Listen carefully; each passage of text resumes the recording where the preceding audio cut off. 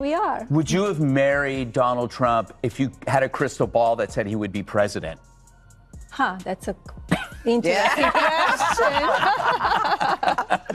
By the way, does he ever sleep? He doesn't sleep much. He does, of course. Does he wear needs pajamas? to. No. No.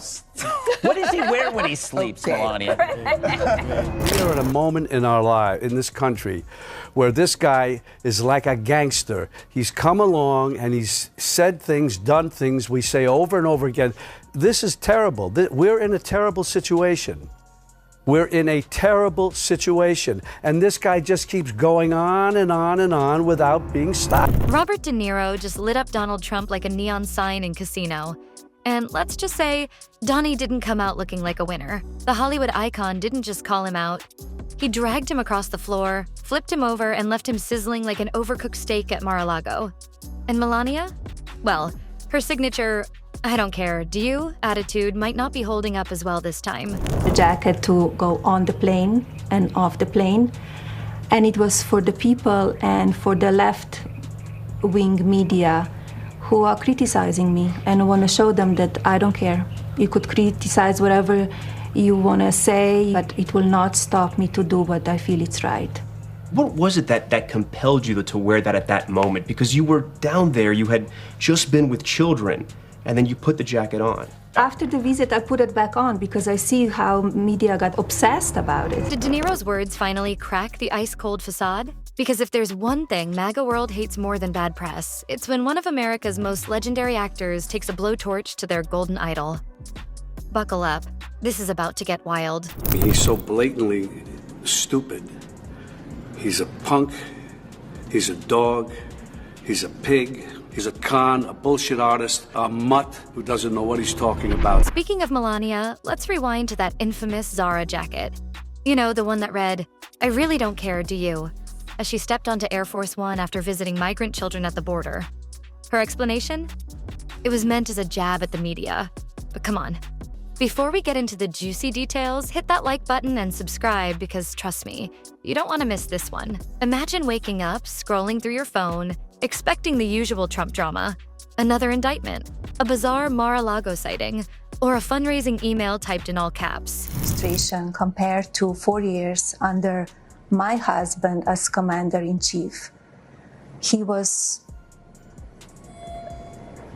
leading the country through peace, through strength. But instead, you're greeted with the glorious news that Robert De Niro, Hollywood's ultimate tough guy, just verbally drop-kicked Trump into another dimension.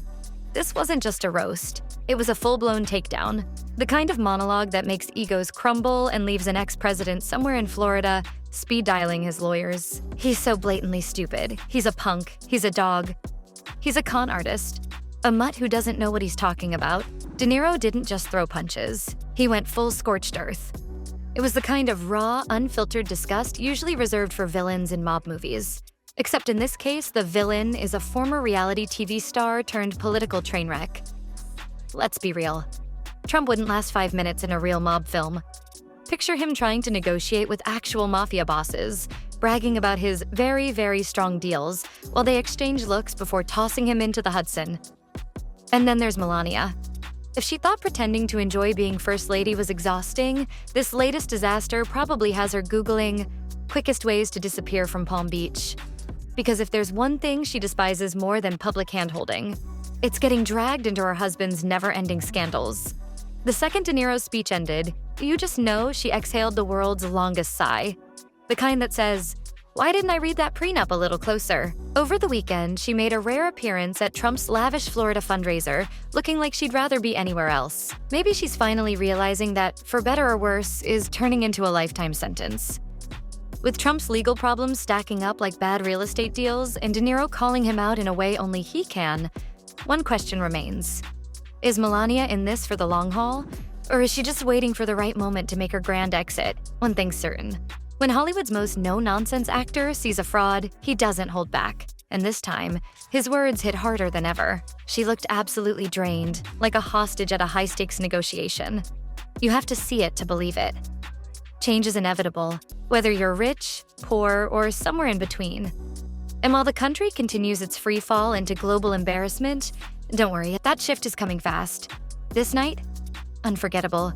Before whispers about Melania's strange absence from the campaign trail could spiral into full-blown speculation, her reluctant reappearance only fueled the fire. She didn't want to be there. Anyone with eyes could see it, and yet there she stood, trapped in the latest installment of a never-ending political soap opera. Then came De Niro, the man who has spent years turning Trump into the punchline of America's most unfortunate reality show. But this time, this wasn't just a roast. This was a full-scale demolition job, delivered with the precision of a seasoned actor who's played mob bosses, fighters, and tycoons. He didn't just mock Trump, he tore him down brick by brick. This wasn't some offhanded insult, it was a blistering reality check. A spotlight on the yawning chasm where logic and leadership should be. Trump wasn't just criticized, he was publicly stripped of the illusion he so desperately clings to, the fantasy of a stolen victory that even his own legal team couldn't sell. And the timing? Absolutely chef's kiss. While Trump was likely soaking up the applause at one of his over-the-top fundraisers, basking in the glow of sycophantic praise, De Niro was out here dropping truth bombs with the force of an earthquake. This wasn't just about bad leadership, though let's be honest. If failure were an Olympic sport, Trump would be a gold medalist. No, this was about a legacy of blunders, a trail of broken promises, and those infamous, big, beautiful ideas that never made it past the slogan stage. De Niro didn't just point out the disaster. He lit it up like the Las Vegas Strip. And then there's Melania, the ever-reluctant, visibly exhausted, permanently unimpressed Melania. If she got $1 for every time she had to pretend to care in public, she'd have enough to disappear to a private island and never look back. You just know that the moment De Niro wrapped his speech somewhere off camera, Melania was rolling her eyes so hard she nearly sprained something. She's been in the PR disaster trenches long enough to recognize when there's no salvaging the wreckage. No spin, no fake news excuse, no alternative narrative could erase the cold truth. Her husband just got publicly dragged like an overhyped Broadway production that should have closed years ago. Let's be real, Melania was never the poster child for undying devotion. During Trump's presidency, she perfected the art of dodging his hand-holding attempts like a seasoned escape artist, her signature vacant stare revealing the thoughts of someone who signed up for lavish wealth, but ended up in a never-ending scandal reel instead. And now, yet again, she's caught in the vortex of another humiliating spectacle. The memes alone? Enough to send her into an existential crisis. The world has been roasting Trump since the day he rode that golden escalator like a discount movie villain. No one has ever handed comedians, late-night hosts, and the internet more material on a silver platter. And De Niro? He's been on a decade-long mission to verbally body-slam Trump into political irrelevance. Maybe this is the moment Melania realizes she's been an unwilling cast member in this never-ending spectacle. Maybe she's finally exhausted from playing the silent bystander while her marriage becomes the biggest punchline since Trump University. Or maybe, just maybe, she's already halfway out the door. Because if this was the thing that cracked her composure, just imagine what's coming next.